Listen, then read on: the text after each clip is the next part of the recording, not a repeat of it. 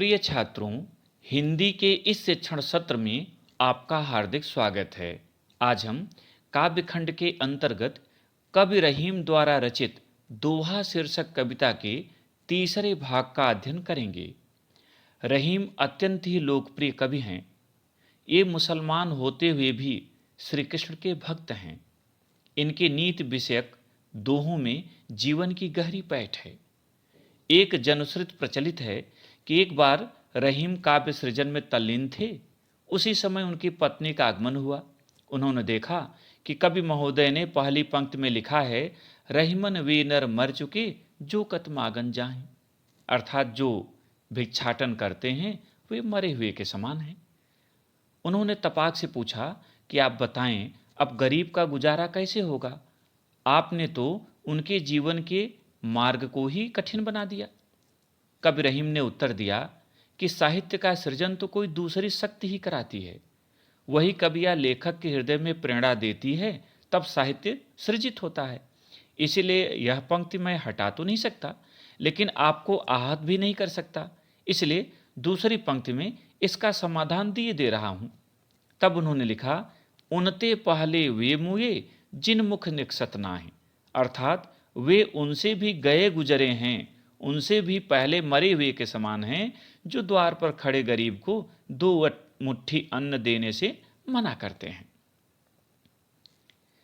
प्रस्तुत है ऐसे ही नीति विशारद कवि रहीम के दोहों पर आधारित आज का पाठ। छंद देखें।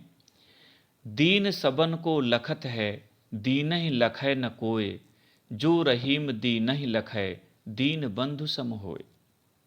संदर्भ प्रथम भाग की भांति लिखें। प्रसंग, प्रस्तुत पंक्तियों में कवि ने परोपकारी मनुष्य को परमात्मा के समान माना है। कठिन शब्दों का अर्थ देखें। दीन, दीन माने निर्धन दुखी व्यक्ति। लखत है माने देखता है। दीन बंधु, दीनों के भाई अर्थात परमात्मा। व्याख्या देखें। कवि रहीम दास जी कहते हैं कि दीन सबन को लखत है। दीनहीन व्यक्ति, निर्धन व्यक्ति सभी की ओर उम्मीद की दृष्टि से देखता है, सबसे उम्मीद लगाता है। दीन ही लखे न कोई, किंतु दीनों की ओर कोई ध्यान नहीं देता। गरीब की ओर किसी का ध्यान नहीं जाता, सभी उसकी उपेक्षा करते हैं। जो रहीम दीन ही लखे, कवि रहीम जी कहते हैं, किंतु जो दीनों की ओर देखते हैं, गरीबों की मदद करते हैं, उनका सहयोग करते हैं, दीन बंधु सम होय, वही दीनों के भाई अर्थात भगवान के समान होते हैं। कवि कहता है कि निर्धन व्यक्ति, दीन व्यक्ति सभी की ओर उम्मीद की दृष्टि से देखता है, सभी से सहयोग की उम्मीद करता है, किंतु इसके विपरीत प्रायः लोग दीनों की ओर, गरीब की ओर ध्यान नहीं देते, उसकी उपेक्षा करते हैं। किंतु जो लोग गरीबों को देखते हैं अर्थात उनकी मदद करते हैं, उनका प्रेम करते हैं, उनसे स्नेह करते हैं, वे दीनों के भाई अर्थात भगवान के समान होते हैं, परमात्मा के समान होते हैं।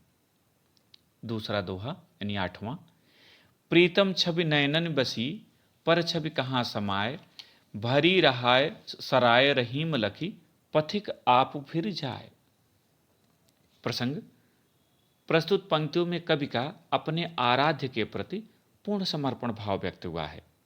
यहाँ प्रीतम परमात्मा रूपी प्रीतम, छवि माने सौंदर्य, नयन माने नेत्रों में, बसी माने बस गई है। पर छवि दूसरे की सुंदरता, दूसरे का सौंदर्य। सराय, सराय यात्रियों के ठहरने का स्थान, धर्मशाला। पथिक माने यात्री, आप माने स्वयं, फिर जय मन लौट जाता है। व्याख्या देखें।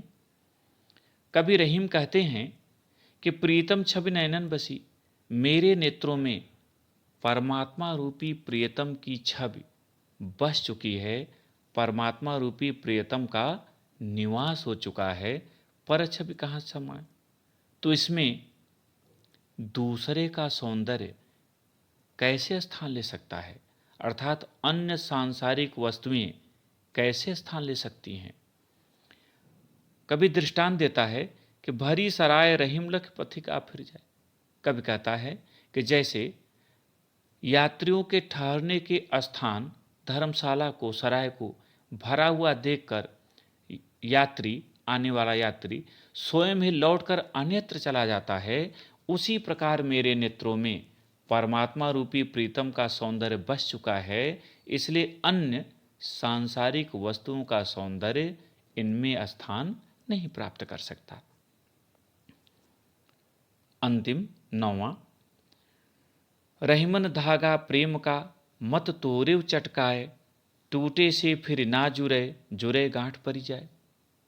प्रसंग, प्रस्तुत पंक्तियों में कवि ने इस बात को स्पष्ट किया है कि संबंधों को तोड़ना नहीं चाहिए, क्योंकि पुनः स्थापित होने पर भी उनमें पहले जैसी मधुरता नहीं रह जाती।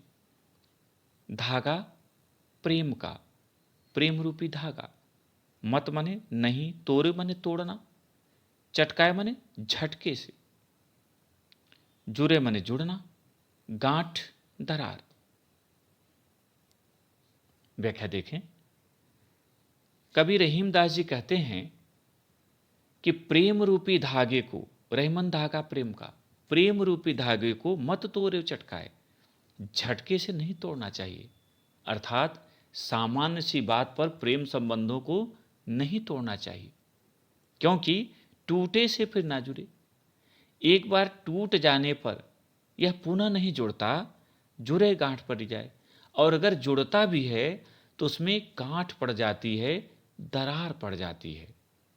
अर्थात संबंधों को संभाल कर रखना चाहिए, उन्हें टूटने नहीं देना चाहिए, क्योंकि एक बार टूट जाने पर वे भले ही दोबारा जुड़ जाएं, किंतु उनमें पहली जैसी मधुरता नहीं रहती, स्नेह नहीं रहता, क्योंकि व्यक्ति को पुरानी बातें याद आ जाती हैं, मित्र का दुर्व्यवहार याद आ जाता है, इसलिए उसके मन में पहले जैसा प्रेम नहीं आता। तो भाव यही है कि कवि रहीम जी कहते हैं कि प्रेम रूपी धागे को झटके से नहीं तोड़ना चाहिए, क्योंकि धागा एक बार टूट जाने पर पुनः नहीं जुड़ता, यदि जुड़ता भी है तो उसमें गांठ पड़ जाती है, दरार पड़ जाती है। उसी प्रकार संबंध यदि एक बार टूट जाता है तो दोबारा जुड़ना कठिन है, और जुड़ भी जाता है तो उसमें दरार अवश्य पड़ती है, कुछ न कुछ कमी अवश्य रहती है, पहले जैसी मधुरता, पहले जैसा प्रेम नहीं रहता। यहाँ पर पहले 7वें दोहे के लिए काव्यगत सौंदर्य देखें तो पहला, प्रस्तुत पंक्तियों में कवि ने दीनहीन जनों की मदद के लिए मनुष्य मात्र को प्रेरित किया है। दूसरा रस शांत, छंद दोहा, अलंकार अनप्रास, भाषा ब्रज, शैली मुक्तक, गुण प्रसाद और शब्द शक्ति अभिधा। 8वें दोहे के लिए थोड़ा सा परिवर्तन केवल है। पहला, प्रस्तुत पंक्तियों में प्रेम की अनन्यता पर प्रकाश डाला गया है। दूसरा रस यहाँ भक्ति रस है। तीसरा छंद दोहा छंद।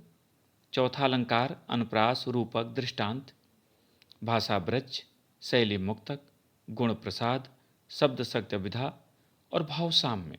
इस संबंध में कबीरदास ने कहा है, जब लग नाता जगत का तब लग भक्ति न होए। माने जब तक संसार में व्यक्ति रमा रहेगा तब तक वो भक्ति नहीं कर सकता।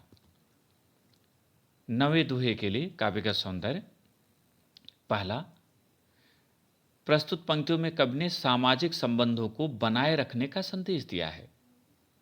दूसरा रस यहाँ शांत रस है, छंद दोहा है, अलंकार अनुप्रास और रूपक, भाषा ब्रज, शैली मुक्तक, गुण प्रसाद और शब्द शक्ति अभिधा। प्रिय छात्रों, मुझे उम्मीद है कि आज का पाठ आपके समझ में आ गया होगा। इसे स्मरण करें ताकि आपको याद हो जाए। बहुत बहुत धन्यवाद।